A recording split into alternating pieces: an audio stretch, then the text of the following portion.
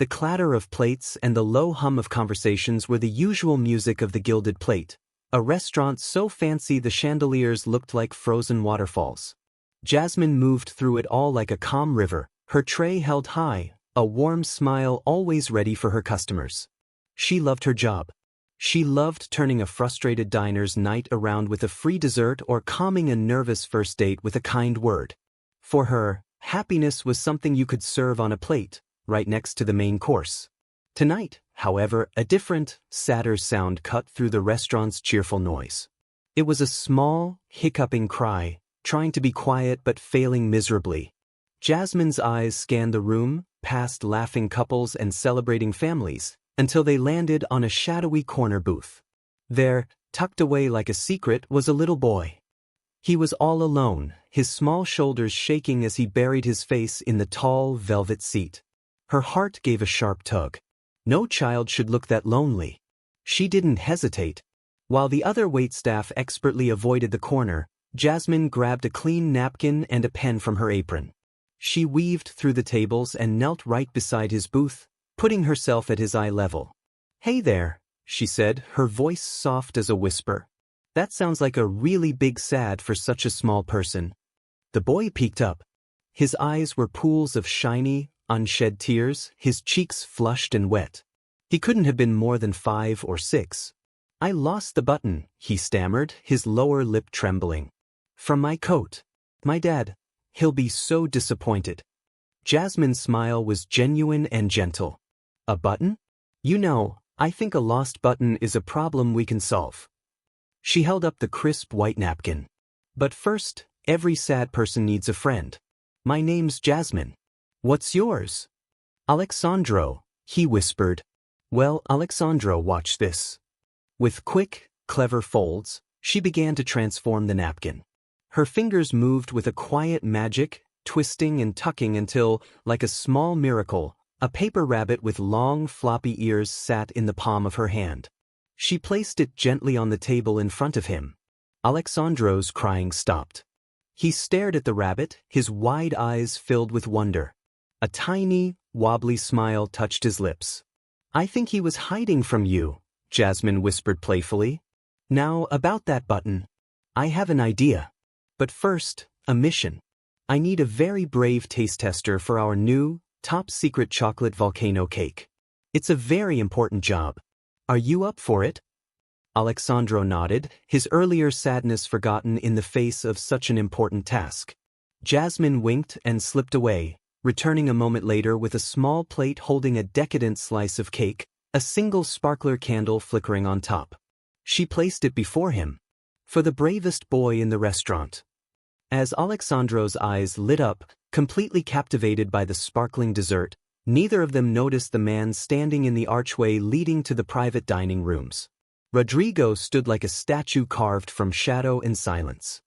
He was a tall man, broad-shouldered, dressed in a suit so dark it seemed to drink the light from the room. His presence was a cold spot in the warm restaurant, causing other waiters to subtly change their paths without even knowing why.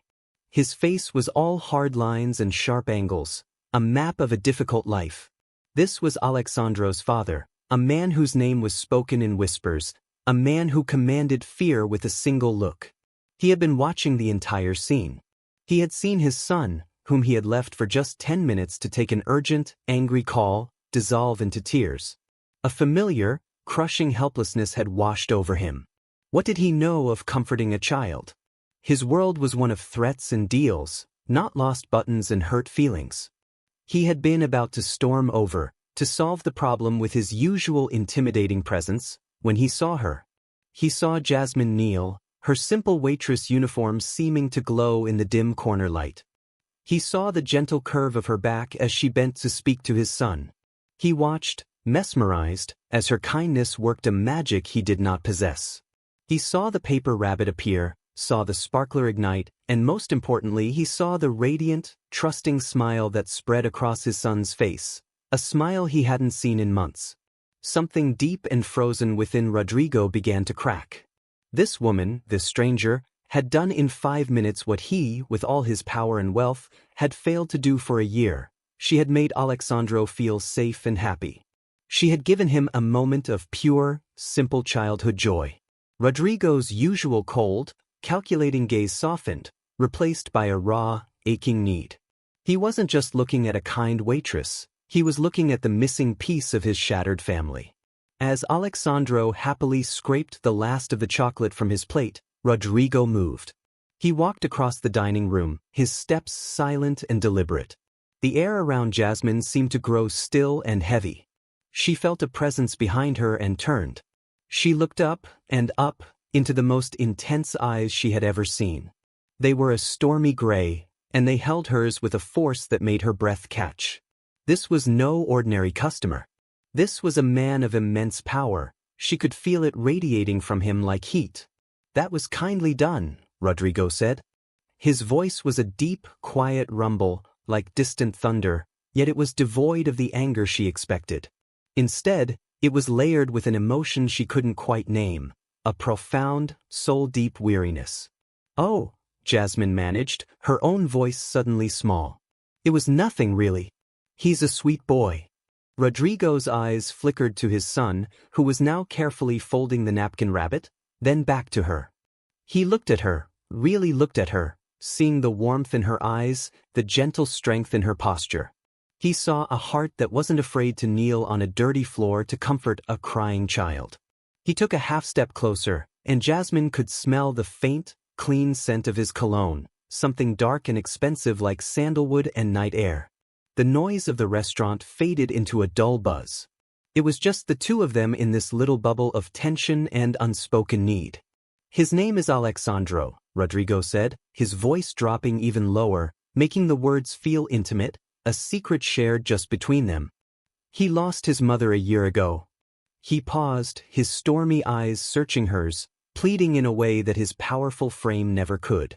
"I have all the money in the world, but I cannot give him what he needs. I cannot give him a mother's heart." Jasmine's heart hammered against her ribs. This was going somewhere strange and terrifying and utterly compelling. Rodrigo leaned in slightly, his gaze unwavering, desperate, and intense. "You have a gift. Do you trust you?" "I saw it." He swallowed, the gesture uncharacteristically vulnerable.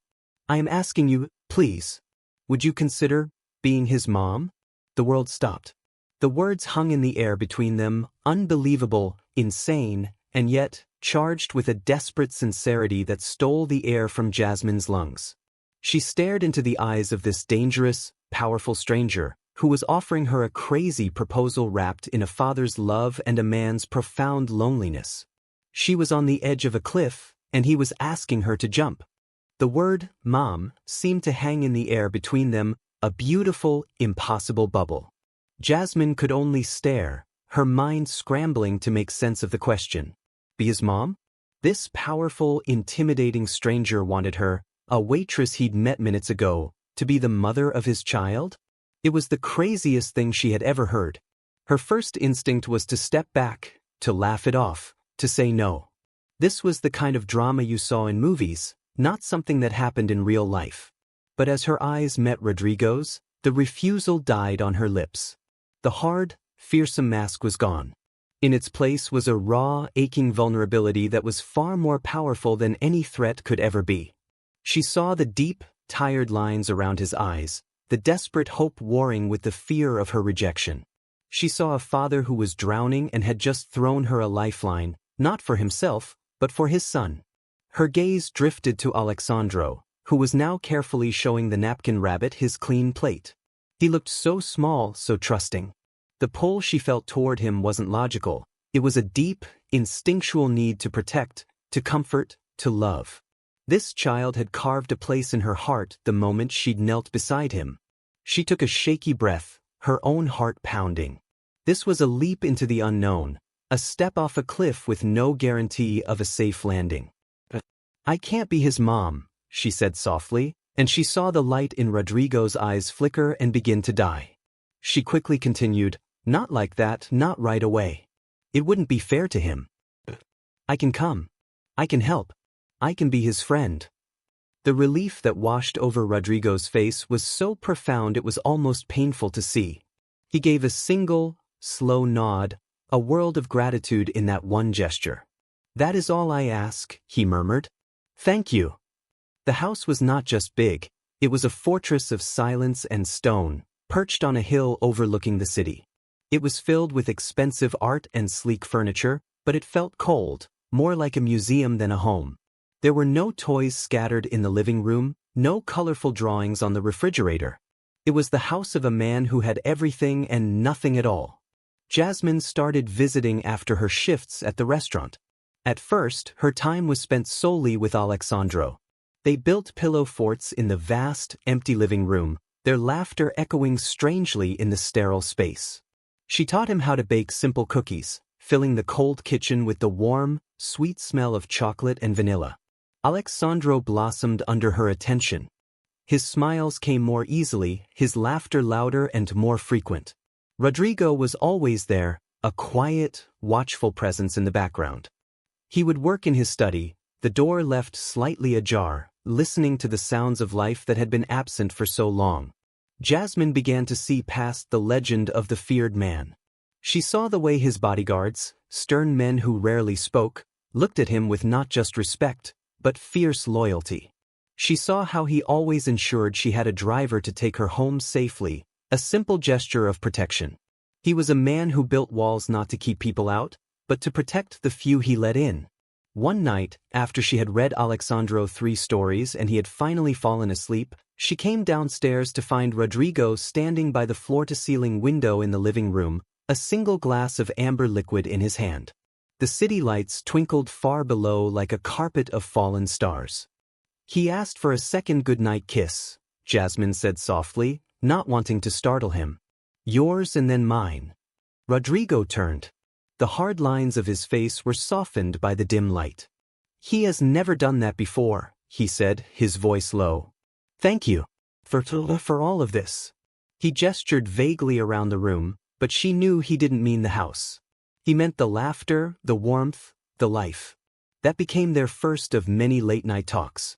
They didn't plan them, they just happened. She would be leaving, he would be finishing his work, and they would find themselves talking for an hour, then 2. He told her stories of his own lonely childhood, of building his business from nothing, of the fierce protectiveness he felt for his son.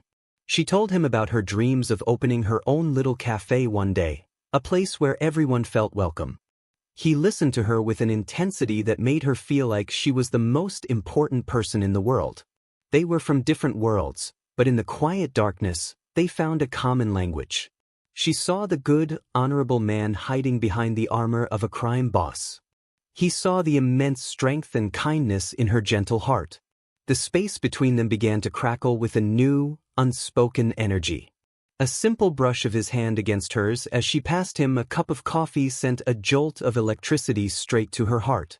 When their eyes met across the dinner table, the air grew thick and warm, and Jasmine would feel her cheeks flush. It was a slow, delicious burn, a romance built not on grand gestures, but on shared glances and quiet understanding. One evening, a violent thunderstorm rolled over the city. The lights flickered and died, plunging the mansion into darkness. Alexandro, frightened by the booming thunder, had cried out. Both Jasmine and Rodrigo reached his room at the same time. She soothed the boy while Rodrigo lit a series of candles, their golden flames casting dancing shadows on the walls. Once Alexandro was calm, they retreated to the hallway, the storm raging outside. The candlelight flickered across Rodrigo's face, highlighting the sharp planes of his cheeks, the softness in his eyes as he looked at her. "You are incredible with him," he murmured, his voice barely a whisper over the drumming rain.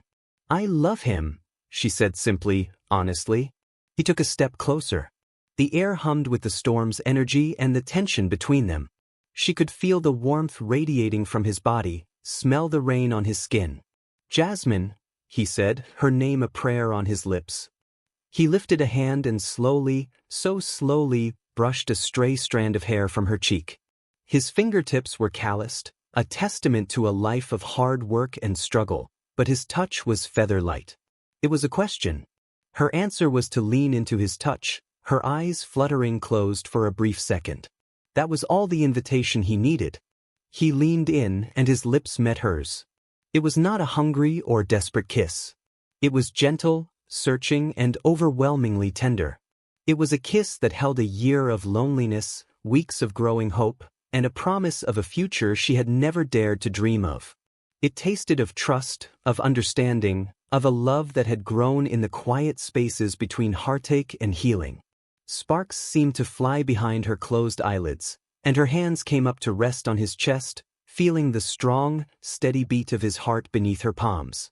When they finally parted, breathless, the storm outside seemed quieter, as if the world had paused to acknowledge the moment. He rested his forehead against hers, his eyes closed. "Stay," he whispered, the single word filled with more meaning than any long speech ever could. And in that candlelit hallway, with the rain washing the world clean outside, Jasmine knew that her leap of faith had led her not to a crash, but to a safe landing in the most unexpected of places. This was no longer just about being a mother to Alexandro. This was about building a life, a family, a forever, with the man who had seen her heart and offered his own in return. The great stone house on the hill was no longer a fortress. It had become a home. The silence that once echoed through the grand halls was now filled with a beautiful, joyful noise.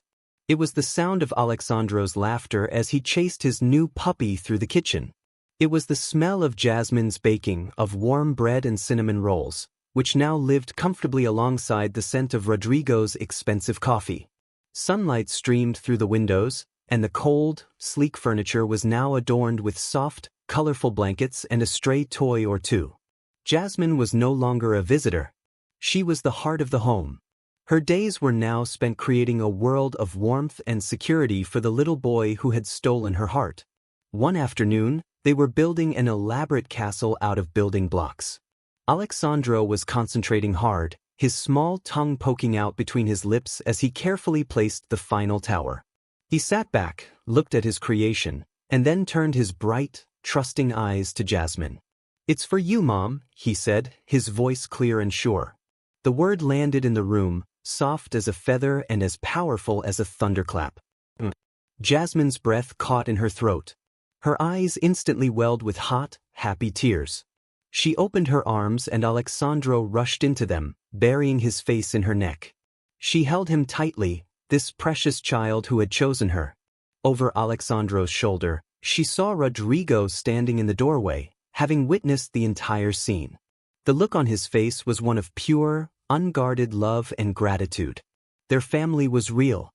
Rodrigo's love for Jasmine was a constant, steady flame. He showed her in 1,000 ways, every single day. It was in the way his stern face would soften the moment she entered a room. It was in the protective arm he would wrap around her waist.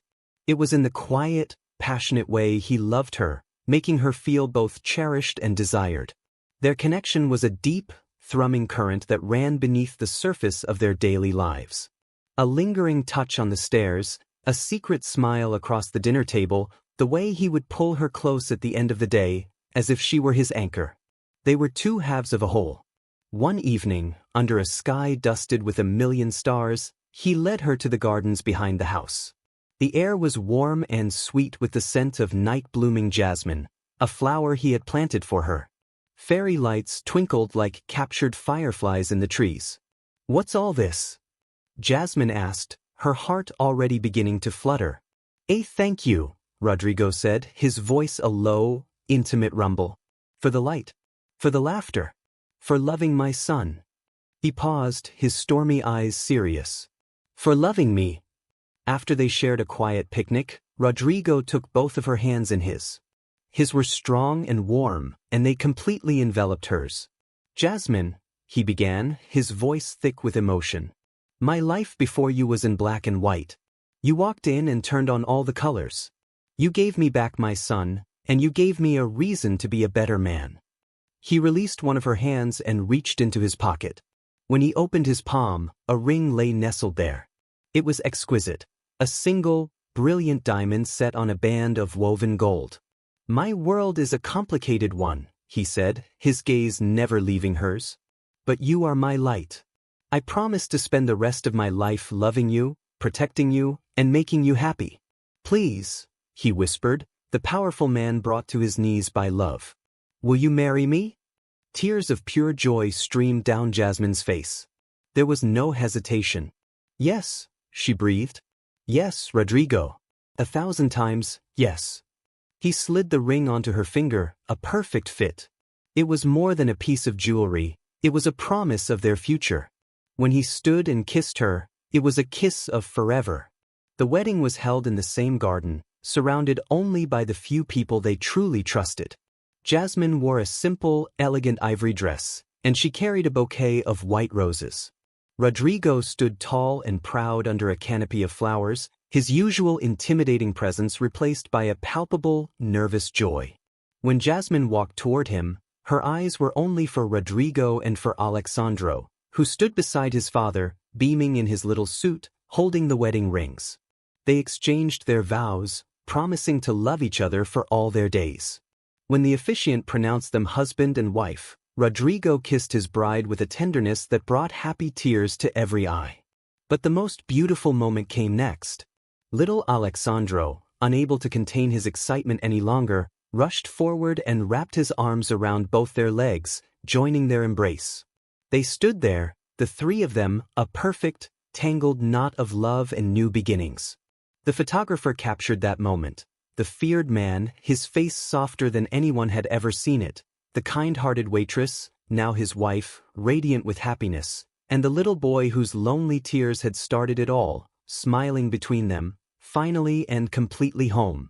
What had begun with a simple act of kindness in a noisy restaurant, with a paper napkin rabbit and a slice of cake, had blossomed into this. A forever love, a real family, a life built not on fear, but on the most powerful force in the world. A love that had healed their broken pieces and made them whole. Did this story of a lonely child, a kind waitress, and a powerful man finding a second chance at love touch your heart?